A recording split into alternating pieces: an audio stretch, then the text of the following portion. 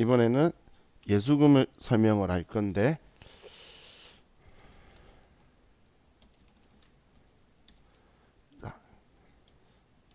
예수금이라는 건 우리 회사가 대신 납부하기 위해 징수한 금액을 우리는 예수금이라고 해요. 그 나이 드신 사장님들은 이 예수금을 원천징수했냐 뭐 이런 식으로 이야기하면서 예수했냐 이런 표현을 써요. 자, 일반적으로 이 예수금은 우리가 지급 시 우리 지급받는 자의 소득세라든지 혹은 우리 직원들의 그 건강보험 같은 그냥 사대보험이라고 할게요. 사회보험료 징수액이라든지 이런 것들 있죠. 여러분 그냥 쉽게 말하면 여러분 월급 받을 때 떼이는 돈들 그런 걸 회사 입장에서는 회사가 가지는 게 아니라 대신 납부하려고 징수하는 거예요. 지금 여러분들이 월급 받을 때 세금 내야 되는 거 있죠. 자, 이건 우스갯소리지만 진짜로 국가는 여러분들이 세금 그 소득을 받아 가지고 직접 세금을 내어줄 거라는 믿음이 없어요. 여러분이 돈을 받아가서 직접 나 돈 이만큼 받아갔으니까 내 세금 이만큼 낼게라는 그런 믿음이 전혀 없어요. 대한민국은 나쁜 게 아니라 국민적으로 과거 옛날부터 조세 저항이 매우 큰 국가예요. 그렇기 때문에 그 큰 국가에 맞춰서 조세 제도를 만든 거고, 북유럽 같은 경우는 조세 저항이 약한 국가이기 때문에 세금을 대놓고 높은 것만 우리 눈에 보이는 거고 그래요. 우리나라 소득세 해봐야 6%, 15%, 24% 이렇게밖에 안 올라가는데 스웨덴 70%인데 국가 아무 말 안 하죠. 우리나라 사람한테 100만 원 버는데 70만 원 세금 내라 그러면 이민 갈걸요. 그죠? 그런데 이건 근데 사람들이 그 부분만 봐서 오해를 많이 해요. 한 국민이 1인당 국가에 납부하는 세금량은 똑같아요. 거의 비슷해요. 똑같은 거. 근데 이 표면적이 그런 거예요. 대한민국은 조세 저항이 크기 때문에 다른 곳에서 많이 징수를 하는 거고, 그 국가는 다른 곳에 징수 안 해도 될 만큼 잘 납부가 되기 때문에 그쪽에서 하는 거예요. 그럼 지금 여러분들이 세금을 돈을 벌었을 때나 이럴 때 안 낼 거란 믿음이 없기 때문에 국가는 그걸 지급하는 사람한테 그 사람이 납부해야 될 세금이나 이런 것들을 우리가 대신 징수 주지 말고 대신 징수를 내서 대신 납부하라는 거예요. 그게 원천 징수예요. 근데 그 원천 징수는 원천은 이 사람의 소득이 뭔지에 따라서 월급이냐 아니면 사업자냐 아니면 어쩌다 한번 가져간 거냐 이런 소득의 원천을 따져가지고 세금을 징수해서 대신 납부해. 그 돈 빼고 주고 너가 대신 납부해라는 게 원천 징수예요. 그럼 여러분들이 월급 받을 때도 회사에서 그렇게 원천 징수를 하죠. 자, 그럼 자, 예를 들어서 자, 저의 급여 내역을 가지고 보면 자, 이건 저의 급여 내역하고 급여 내역 죄송해요. 급여 내역이 아니라 나에 대한 조건을 볼게요. 자, 나에 대한 급여가 예를 들어서 200만 원이에요. 그런데 나한테서 나오는 건강보험료가 예를 들어서 20만 원이고 그리고 국민연금이 얘가 30만 원이고 그리고 뭐 나머지 보험료는 그냥 빼고 소득세 지방소득세가 예를 들어서 10만 원이 합쳐서 나왔다라고 볼게요. 자, 그럼 여기에 건강보험료하고 국민연금 혹은 뭐 장기 요양보험료, 고용보험 이런 것들은 회사가 절반을 지원해주고 직원이 절반을 부담할 거예요. 반반. 그러면 이 건강보험료 20만 원 중에서 본인 부담금이 10만 원이고 그리고 회사 부담이 10만 원이겠죠. 그럼 국민연금도 본인 부담이 15만 원이고 회사 부담이 15만 원으로 이렇게 구성되어 있을 거예요. 세금은 당연히 우리 직원이 전액 부담, 당연히 직원이 해야 되겠죠. 자기가 번 거에 대한 세금이니까. 자, 이렇게 구성이 되어 있어요. 그럼 회사 입장에서 월급을 지급할 때는 지금 이 돈하고 이 돈하고 이 돈을 빼고 지급할 거라는 거예요. 이해가시나요? 그럼 우리가 월급 지급하기 위해서 하게 되면 보통 예금에서 이체한다라고 보면 대변에 보통 예금이다라고 돈을 지급할 거니까 쓰고, 차변에 돈이 나가는 이유가 급여를 지급하는 거죠. 그럼 직원의 급여가 200만 원인데 우리 회사는 이 직원의 급여를 주면서 대신 납부해야 되는 이 돈들 총 35만 원을 빼고 나머지 165만 원만 지급할 거란, 죄송해요. 거꾸로 썼네. 35만 원을 빼고 165만 원만 지급할 거라는 거예요. 65만 원만. 자, 그럼 이 차이 나는 이 35만 원을 우리는 예수금이라고 표현을 해요. 예수금. 어떤 걸 예수금이라고 하는지 느낌 있으시죠? 그죠? 그럼 자, 이 예수금이 지금 우리 게 아니죠. 지금 우리 거 아니잖아요. 직원 거죠. 그렇기 때문에 이 예수금이라는 계정 과목은 부채예요. 부채. 부채.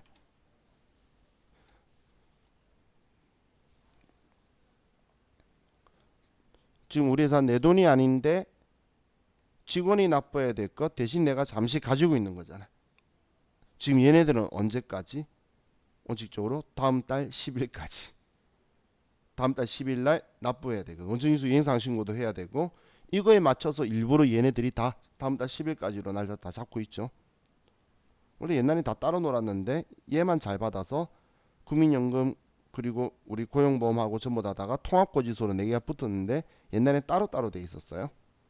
따로따로. 근데 제일 잘 받는 게 건강보험, 제일 못 받는 게 국민연금. 그래서 국민연금이 이쪽으로 편성을 했죠. 그럼 건강보험은 어떤 행동을 하냐면, 자 보세요. 이거 우리 회사 돈 아니라 그랬죠. 그죠? 원래는 직원 거였지만 직원한테 떼는 순간 여러분이 건강보험공단에 얘를 납부한 거잖아. 그죠? 그런데 우리 회사가 만약에 건강보험료 20만 원을 안 내죠. 그러면 여러분 집으로 우편물이 날아가요. 건강보험공단에서. 기아가 납부하신 보험료가 지급되지 않고 있다는 사실을 알고 계십니까? 그 날리는 이유가 여러분하고 건강보험공단하고 주고받아야 될 돈을 회사가 중간에서 횡령했다라고 해서 횡령죄로 고소를 해요. 바로. 그래서 통장 압류를 거니까 돈을 잘 받는 거예요. 그래서 건강보험공단이 돈을 너무 잘 받으니까 국민연금이 이쪽을 편성한 거예요. 그래서 지금은 이제 다 같이 나오고 있죠. 그죠? 자, 그럼 이제 우리가 이걸 납부를 하는데, 자 납부할 때 지금 이건 저 안 썼는데 지금 얘는 급여 지급하는 거고, 자 이제 소득세, 지방소득세 납부할 때, 자 이 예수금은 원래 불특정 다수이기 때문에 시험 때는 거래처를 잘 안 써요. 안 쓰는데 실무에서는 아마 여러분들이 거래처를 쓸 거예요. 국세하고 지방소득세 나눠가지고 왜 얼마 납부해야 하는지 내가 알려고 다 예수금 쓰는데, 그 건강보험이나 이런 건 말고 세금 부분만 쪼개가지고 따로 적어둘 거예요. 그는 여러분 통제하려고 회사에서는 그렇게 하는 거고, 우리 시험에서는 예수금은 절대다수고 국가가 거래처이기 때문에 잘 안 써요. 자 그럼 소득세, 지방소득세 납부한다면 이 예수금 중에 35만 원 중에 10만 원이죠. 그럼 10만 원을 현금으로 납부한다라고 하면, 대변에 현금으로 10만 원 주고 차변에 예수금 10만 원이다라고 써서 이 예수금이라 적었던 부채를 납부했으니까 줄이는 거예요. 그럼 이제 25만 원만 남겠죠. 그죠? 다음 건강보험료 납부를 해요. 납부. 자, 그럼 건강보험료는 20만 원이죠. 그럼 대변에 현금으로 20만 원을 납부했다고 볼게요. 그럼 건강보험료 납부를 하면 우리 직원이 부담한 이 10만 원은 여기 예수금이라고 적혀 있죠. 이제 얘 납부했잖아.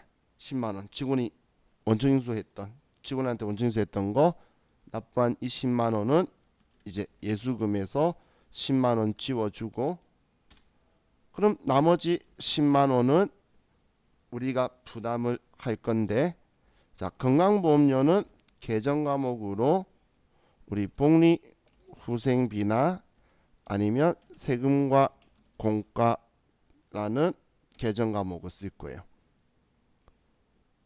세금과 공과나 복리후생비나 세금과 공과라는 계정 과목을 쓰는데 지금 제가 쓴 이거는 자 죄송해요. 아래쪽에다 다시 쓸게요. 얘는 우리 건강보험료 회사 부담분에 대해서 이야기하는 거예요. 우리 회사가 지원해 주는 거잖아. 직원에 대해서. 그런데 우리 시험에서는 일반적으로 복리후생비를 쓰는데 세금과 공과를 써도 되기 때문에 복리후생비로 써라고 알려줄 거예요. 그럼 우리 회사 입장에서는 복리후생비 뭐 이렇게 쓰는 빗자는 비용인 거예요. 직원 거 돈 내주고 우리한테 들어오는 거 없잖아. 그래서 우리 회사가 부담하는 건 복리후생비라는 계정 과목으로 사용을 할 거예요. 복리후생비다. 이 복리후생비도 우리 직원이 사무직 직원이냐 아니면 생산부 직원이냐에 따라서 번호는 구분을 하면서 적어줄 거예요. 우리가 지원해주는 돈을 사무직 직원이냐 생산부 직원이냐 이걸 구분을 해서 지원해줄 거예요. 자, 그럼 국민연금을 납부를 해요. 아이고. 자, 국민연금 30만 원이었죠. 그럼 대변에 현금으로 30만 원 납부하는데 자, 국민연금도 복리후생비로 써도 되고 세금과 공과로 써도 되고 자기 마음이에요. 국민연금 회사 부담분도 자기 마음인데 우리 시험에서는 일반적으로 세금과 공과금으로 써요.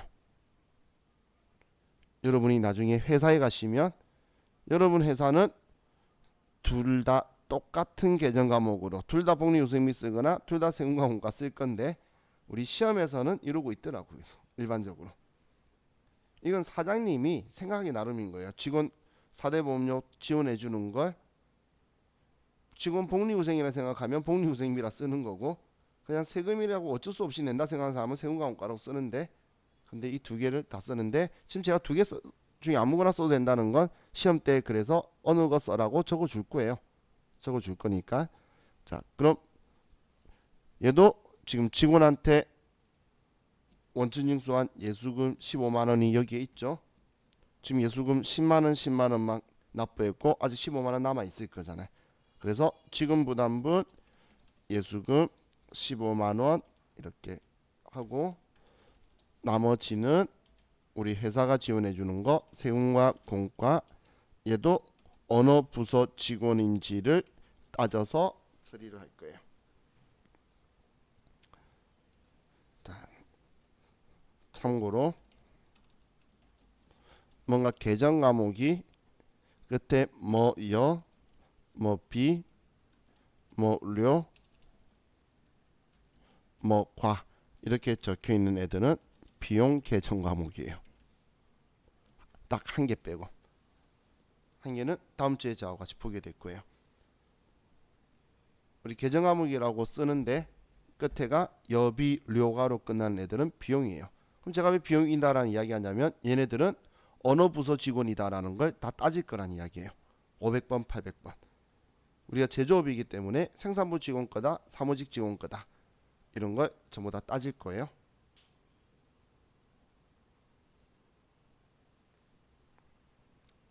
앞에 우리 급여, 복리후생비, 나중에 보험료, 지금 세금과 공과 이런 것들이에요. 자, 그럼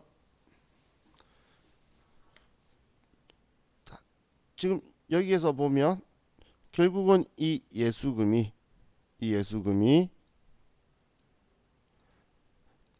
전부 다 지금 대변에 썼던 게 결국은 우리가 전부 다 이렇게 납부를 하죠. 아이고. 10만 원, 10만 원, 10만 원, 예, 10만 원. 이렇게 납부하는 예를 예수금이라고 표현을 해요. 결국은 예 세 개에도 35만 원이죠. 자, 그런데 자, 이런 형식도 나온다는 거예요. 자, 우리 회사가 이자 100만 원 지급하면서 27만 5천 원을 원천 징수 후 현금 지급하다. 이렇게 나왔어요. 자, 그럼 우리는 지금 이자를 주는데 그럼 현금으로 줬으면 대변에 현금이다라고 나갈 거고 차변에는 이번엔 이자를 줬으니까 이자 비용이다라고 이유를 써줘야 되겠죠. 돈 나간 이유가 이자를 준 거니까 이자 비용이다라고 쓰는 거예요. 그런데 이자 비용이 100만 원인 거예요. 그런데 나는 얼마 줬죠? 내가 준 건 72만 5천 원을 주죠. 그럼 차이 나는 27만 5천 원. 얘 대신 세금 내가 내려고 한 예수금이라는 거예요.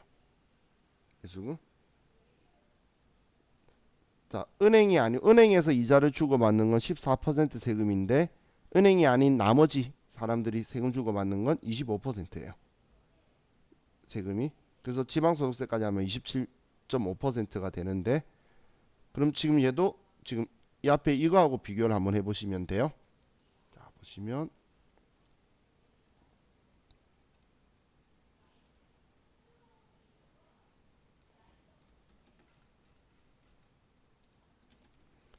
얘하고 비교를 해보시면 이거는 우리가 원천징수를 하는 거고 얘는 원천징수를 당한 거죠. 그죠? 지금은 제가 표현을 두 개 다르게 했는데 나중에 시험 때 보면 원천징수하면 여러분은 모르게 예수금으로 쏠려요. 예수금으로. 그렇기 때문에 제가 선납세금은 자산이다라고 기억을 하자라고 이야기한 거예요. 선납세금 자산 이야기한 이유가 이것 때문이에요. 얘 둘이가 잘 헷갈려요. 나중 되면. 아시겠죠? 자, 여기까지 보면 이제 우리 당좌자산의 어느 정도 기본 개정 과목들은 봤고, 자 이제 우리 남은 시간 동안 재고자산에 대해서 좀 구경만 하고 끝낼 거예요. 자, 우리 교재 이제 54페이지로 가셔서 재고자산을 봅시다. 자, 재고자산은 생산이나 판매 목적으로 보유하는 자산을 재고자산이라고 하는 거예요.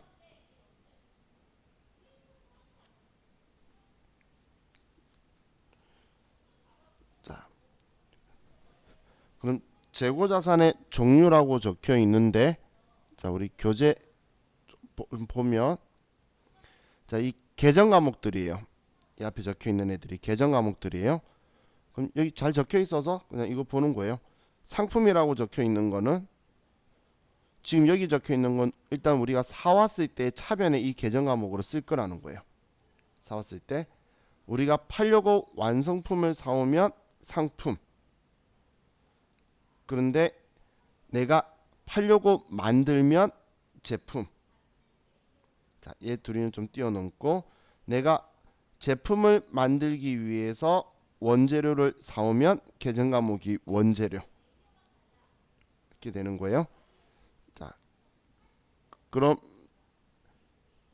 지금 제품을 만들려고 원재료를 사왔고 이걸 완성하면 제품이 되는 거잖아요. 그죠? 이해가시나요? 그럼 원재료를 사왔는데 이 원재료를 기계에 집어넣었어요. 그럼 내 자산이 사라졌네. 완성이 안 되면 그럼 그 중간 단계도 내 재산일 거잖아요. 그게 인건비든 뭐든 다 들어가긴 할 거지만 원재료가 제품이 되어가는 이 단계가 제공품이에요. 제공품. 원재료가 제품이 되어가는 단계의 재고자산 계정 과목이 제공품이다라고 보시면 돼요.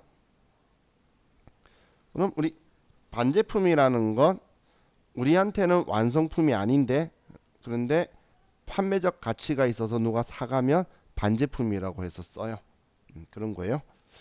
자, 미착품이라는 건 내가 물건을 샀는데 아직 나한테 도착을 안 한 거예요. 내 거 맞는데.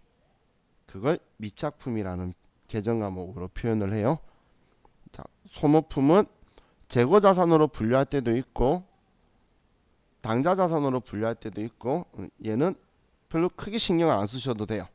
소모품은 왜냐하면 어차피 소모품은 올해 사서 올해 다 없어지지 내년까지 넘어가는 게 원칙적으로 아니에요. 여러분 회사가 볼펜, 종이컵 뭐 이런 거 샀는데 그거 가지고 어디 분리해뒀다고 해서 뭐 중요한 거 아니겠죠. 그래서 얘 비용 처리하지 자산으로 처리 안 할 거예요. 그래서 우리 이론상만 나중에 조금 할 건데 근데 지금 여기에서 이 재고자산은 우리가 팔려고 만들거나 사야지 재고자산이지 쓰려고 사면 안 된다는 이야기예요. 생산이나 판매 목적이지 사용 목적이 아니에요. 사용 목적으로 우리가 사면 그거는 영업활동에 쓴다면 유형자산이 되는 거예요. 유형자산. 그래서 재고자산 팔려고 쓰는 거예요. 자, 우리 회사가 컴퓨터 회사예요.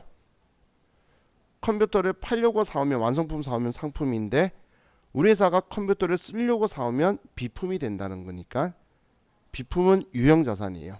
그래서 팔려고 사온 게 상품이다라고 기억을 해주시고 자, 그럼 우리 이제 재고자산의 취득원가라는 게 있는데 자, 이걸 보기 전에 먼저 기준점을 여러분들이 잡으셔야 되는데 자, 쭉 제가 기준을 했을 때 컴퓨터니까 제가 표현을 잘 못하겠어요.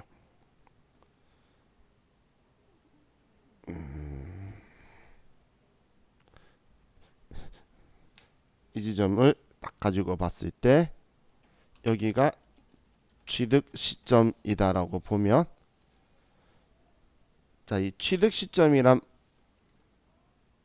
어느 지점을 취득 시점이라고 말하냐면 이 취득 시점은 생산이나 판매 가능한 장소 상태에 도달하는 시점을 우리는 취득 시점이라고 해요. 생산이나 판매 가능한 장소나 상태에 도달하는 시점이 있죠. 이 시점을 취득 시점이다라고 하는데 그럼 이 취득 시점을 왜 정하고 있냐면 이 취득 시점을 기준으로 해서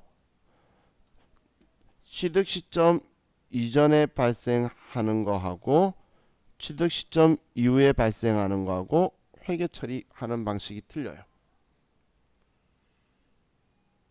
그럼 취득 시점 이전에 발생하게 되면 그때는 여기에 취득 원가에 포함을 할 거고, 취득 시점 이후에 들어간 돈들은 비용으로 처리를 할 거예요. 근데 비용 처리한다는 건 뭐 당연히 비용 처리한다는 건 얘는 우리가 차변에 비용 계정 과목을 사용을 할 건데, 왜냐면 대변에 돈 주고 차변에다 비용 계정 과목을 쓸 건데, 취득 시점 이전에 취득 원가에 포함한다라는 건 우리가 차변에 재고자산 계정 과목을 사용을 할 거라는 거예요. 원재료 사는데 들어간 돈이면 원재료라고 쓰고, 상품 사는데 들어간 돈이면 상품이라고 쓰고 이럴 거라는 거예요. 그렇기 때문에 우리는 취득 시점을 기준으로 해서 대변에 돈이 나갔는데 차변에 써야 되는 계정 과목이 다르니까 그걸 가지고 질문을 할 거예요. 그걸로 질문을 할 거예요. 자, 그럼 어디까지 범위를 이제 취득 시점 이전에 들어간 거다라고 보냐면, 자, 예를 들어 볼게요. 자, 예를 들면, 자, 우리가 상품을 매입을 해요. 상품을 매입하는데 상품 가격이 예를 들어서 1,000,000원치예요. 1,000,000원. 그럼 상품을 우리가 사와야 되겠죠. 그럼 상품 운송비가 예를 들어서 100만원이 들어가요.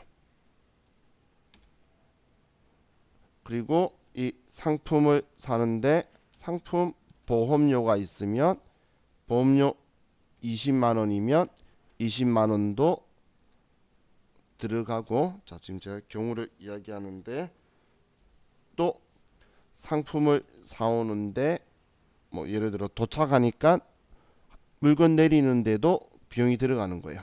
그럼 물건 하역비가 예를 들어서 10만원이 들었어요. 근데 얘 보니까 수입한 거야. 그래서 수입 관세가 들어갔어요. 지금 상품 수입 관세가 예를 들어서 20만원이 들었어요. 그리고 상품에 대해서 통관 재비용이 들어갔어요. 10만원이. 자, 그럼 우리는 이 상품을 얼마에 산 거죠?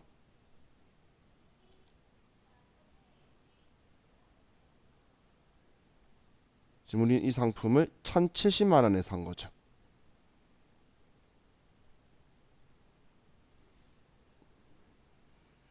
아니구나. 죄송해요. 1,160만원에 산 거죠. 산수가 틀렸어요. 죄송해요.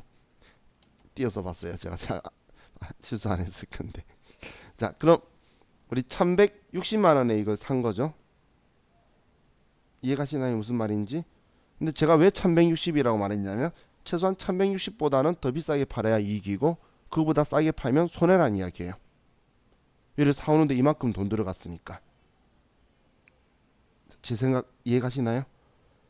나는 지금 얘는 1,160만원에 사왔다고 생각을 하고 있어야 그것보다 많이 받아야 이익이고, 작게 받으면 손해인 거예요. 그럼 나는 장부에 얘 가격을 전부 다 상품 사왔다고 써둘 거예요. 그래서 자, 얘네들을 쓸 때 상품 사왔죠? 그러면 차변에 상품이다 1,000만원, 1,000만원 분기할 때 이렇게 할 거예요. 뭐 대변에 현금이다 이렇게 나갈 거고, 문제에서 상품 운송비 100만원 줬대. 차변에 상품 100만원, 대변에 뭐 돈 줬다 이렇게 쓸 거예요. 또 상품 매입하면서 보험료가 들어갔대요. 그러면 차변에 상품 20만원이다, 대변에 현금이다 이렇게 쓸 거예요. 또 상품 사오면서 하역비가 10만원 들어갔대. 그래도 분기할 때 차변에 상품 10만원 현금 나갔다, 대변에 금액 쓸 거예요. 상품 사면서 관세 20만원이 들어갔대요. 그래도 상품 20만원 대변에 아이고, 현금 나갔다고 쓸 거예요.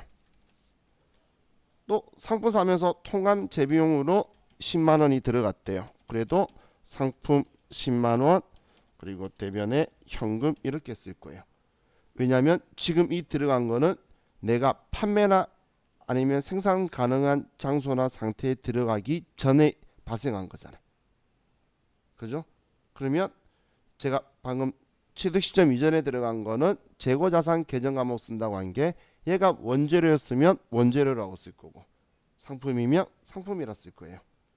그럼 개별로 시험 문제 하나씩 나오면 하나씩 전부 다 이렇게 해야 되고 만약에 한 방에 나오면 한 번에 전부 다 같이 나오면 대변에 현금 1160만 원이고 차변에 상품 1160만 원이다 이렇게 쓸 거라는 거예요.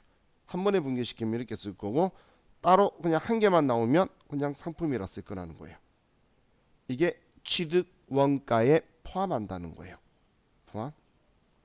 그래야 나중에 팔릴 때에 얘네들은 지금 비용으로 처리 안 하고 얘네 다 비용이잖아. 우리 봤을 때는 운송비, 보험료 다 비용인데 얘는 나중에 팔렸을 때에 매출 원가로 이 금액을 써버릴 거예요.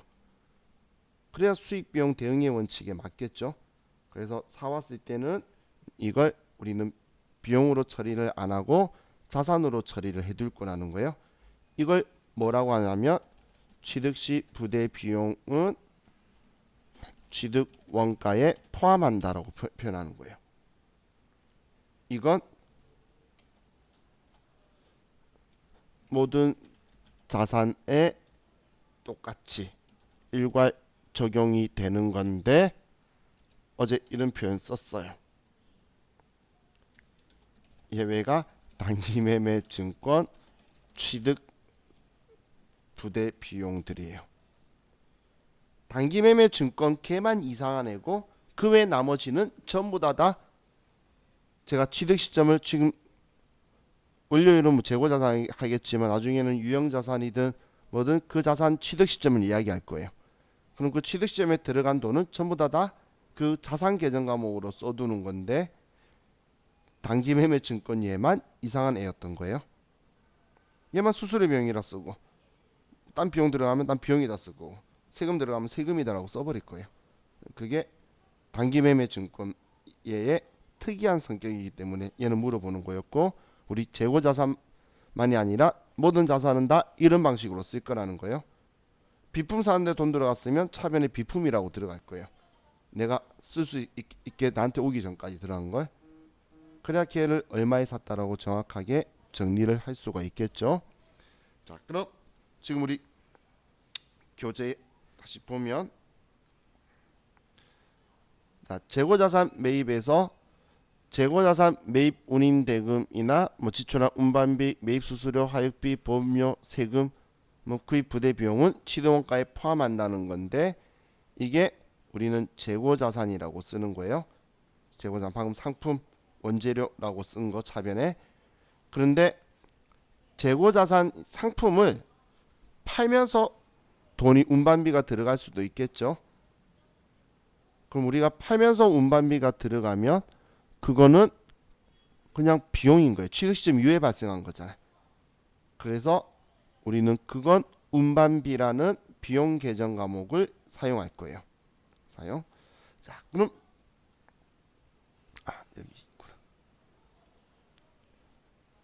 우리 여기 취득 시점을 기준으로 취득 시점 이전에 보험료가 들어가 있는 거는 우리는 상품이면 상품이라고 쓸 건데 취득 시점 이후에 들어가는 보험료가 있다면 그거는 자 보험료 계정 과목은 보험료예요. 우리 손익계산서 쓰면서 쳐봤죠. 그럼 보험료라고 할 거예요. 그게 제가 여비료가로 끝나는 건 비용이라 그랬죠. 그래서 보험료는 비용이에요. 그럼 기준점을 우리가 정확하게 인지를 하고 있으면 우리 뭐 실계 당연히 이거 이렇게 분개를 전부 다 많이 할 거니까 하지만 이론에서도 다음 중 취득원가를 구성하지 않는 것은 혹은 취득원가는 얼마인가 해서 이 항목의 보기를 보여줄 거예요. 그럼 그걸 여러분들이 취득 시점을 생각을 해서 얘가 어떻게 될 건지 이렇게 봐야 돼요. 이게 우리 재고자산 취득원가고, 자, 우리 교재 155페이지에 보면 애누리, 환출, 할인 적혀 있는데, 자, 이 용어들이 뭔지만 설명을 드리고 오늘은 수업을 끝을 낼게요. 자, 우리 환출이라는 말 있죠. 환출은 도로 돌려보낸다는 거예요. 얘는 반품을 이야기하는 거예요. 반품. 우리가 재고자산을 사왔는데 반품을 하면 매입 환출이라는 표현을 쓸 거예요. 자, 그럼 애누리하고 할인이라는 표현이 있는데, 자, 애누리하고 할인 둘이 차이점이 뭘까요? 사실 그 차이점을 아는 사람은 회계 공부를 하신 분이에요. 아니면 우리 일상생활에서는 애누리 할인하면 깎아준다는 거잖아요. 그죠? 깎아준다는 말 맞는데, 자, 보시면 이렇게 생각하시면 돼요. 애누리는 우리의 그 물품의 하자로 인해 감액해 주는 걸 애누리라고 하는 거고, 할인은 약정이나 아니면 조기 회수로 감액해 주는 걸 할인이라 그래요. 사유가 완전히 틀리죠.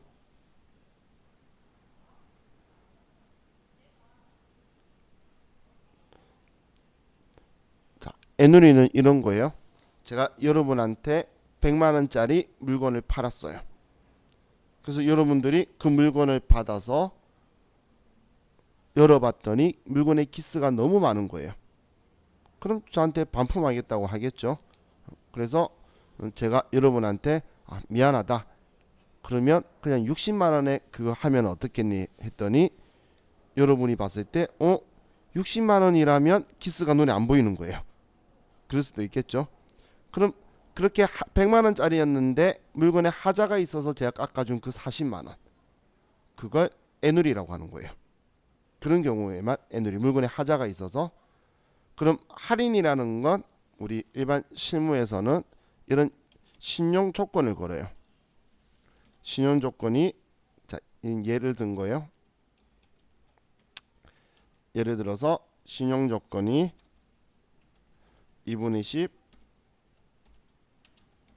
30분의 n이다. 이런 식으로 신용 조건을 걸어요. 이 신용 조건이 어떤 의미냐면, 우리가 외상으로 물건을 팔았어요.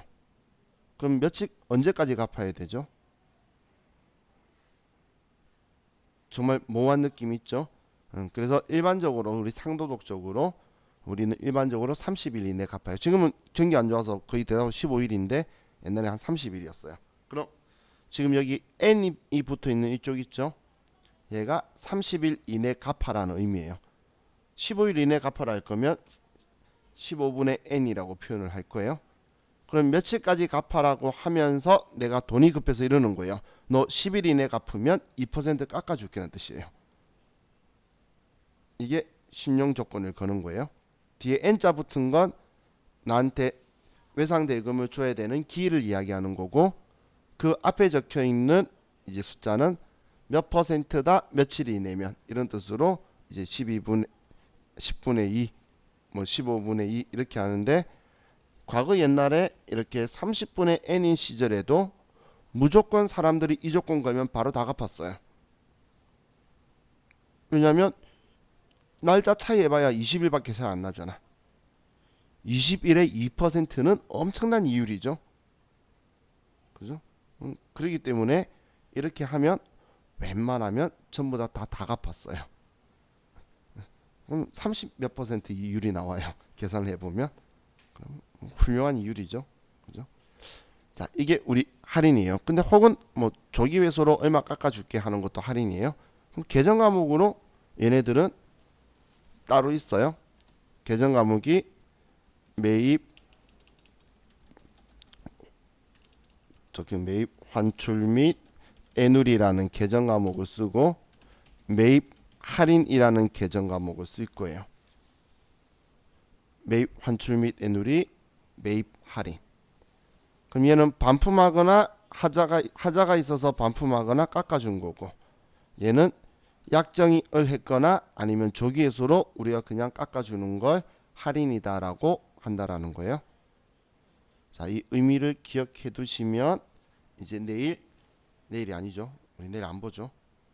월요일 날 제가 이제 얘네들 가지고 상품 때 쓰는 거, 원재료 때 쓰는 거, 그리고 반대로 매입 말고 내가 반품 받는 거, 그런 것까지 여러분한테 같이 적당히 설명을 드리도록 할게요.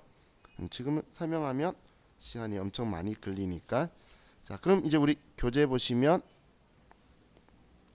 그래서 애누리와 환출, 제가 알기로도 스마트A는 매입 애누리 및 환출이라고 개정 과목 되어 있고, K랩은 매입 환출 및 애누리가 적혀 있을 거예요. 환출 및 애누리나 애누리 및 환출이나 우리 그거 가지고 헷갈리진 않겠죠? 하나로 그냥 개정 과목이 하나로 붙어 있는 건데 애누리하고 환출이 두 개가 서로 다르게 적혀 있는 걸로 알고 있어요. 왜 그런 짓을 하는지 몰라. 통일하면 될 건데. 자, 그럼 여기 매입 애누리 환출에서 보시면 재고 자산 중 하자나 파손이 있는 거에 반품하는 거죠. 그럼 하자가 있어서 가격 인하한 게 애누리고 환출은 반품이다라고 적혀 있는 거고, 그리고 매입 할인은 판매 대금을 조기 지급하는 경우, 그리고 약정에 의해서 이런 게 있는 거예요. 그럼 우리는 일반적으로 그냥 매입액이라고 표현을 하면 항상 이 순자라는 글자가 숨어 있다고 보시면 돼요. 순자, 우리 그냥 매입액, 매출액이라고 말하면 그 앞에는 순자가 빠져 있다라는 건데, 순자라는 건 뭐냐면 뺄 거 다 뺀 거, 빼야 되는 거 다 뺀 거. 그러면은 내가 사온 거에다가 매입할 때 부대 비용 더한 거에 방금처럼 금액 줄였던 걸 다 뺀 게 순매입액인데, 우리는 따로 순매입액이라 표현 안 할 거예요. 매입액이라고 표현하면 무조건 순매입액 이 금액으로 여러분들이 생각을 하시면 돼요. 자, 그럼 우리 이제 여기까지 봤고, 우리 다음 주에는 엄청 재밌는 거 많이 할 거예요.